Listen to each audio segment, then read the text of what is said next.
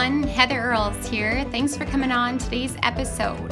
This week, like every week, I'll be talking about natural living and healthy tips that will get you to rethink how you live and what products or habits you can easily change to better your life.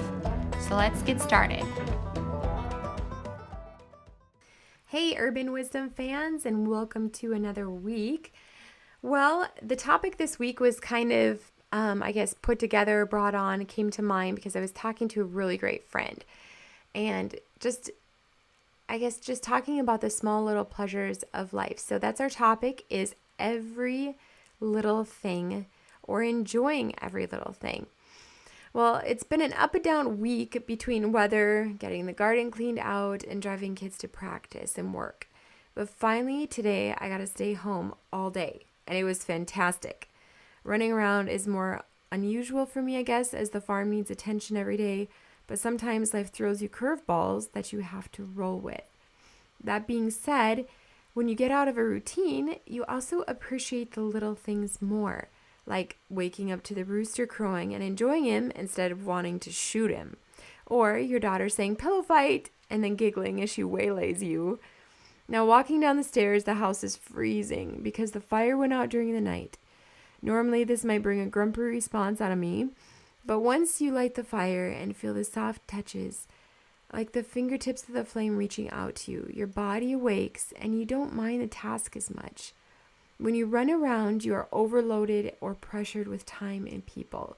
It may not seem to affect you or your health at first, but the longer you do it, the more you miss the quiet or special little things. Even if you love the hustle of the city, you still have a routine or things you love about simple pleasures. Now, trust me, I believe in getting out, being refreshed, and taking vacations as much as anybody. It is the mindless running around that I'm talking about and can affect people. So what's my point? Well, people are always saying they need to get away or want to go somewhere, but I don't believe it's necessarily the getting away or mindless running around that needs to happen. It's simply making the life where you are at where you want to be. There will always be a bigger and better scenario or place in your mind. And there will always be the possibility that your child will turn out to be an Olympic star. But don't give up living and enjoying the simple pleasures because you always want to be somewhere else, or feel you will ruin your child's life if they are not in every school event. Harrison Ford said it best in 6 Days and 7 Nights. It's an island, babe. If you don't bring it here, you won't find it here. Contentment comes in finding out who you are, not in how many places you can go or how often you can run around. As I write about health, I'm reminded that contentment is probably the biggest key to every person's health. Because if you are content, you are not stressed. And as we all know, stress kills. So every person should avoid it or the environment where you feel it. Now, sometimes you can't control the environment, like for me this week. So to keep the stress low, I needed to find joy in running instead of stressing myself out because things weren't piling up at home, or were piling up at home, I should say. And by doing that, I learned to enjoy the tiny little things at the same time. Kind of like a domino effect. Once the dominoes fall, you can see over the top and have a new perspective. You may be thinking, well, duh. But even when something seems like common sense, we still overlook it.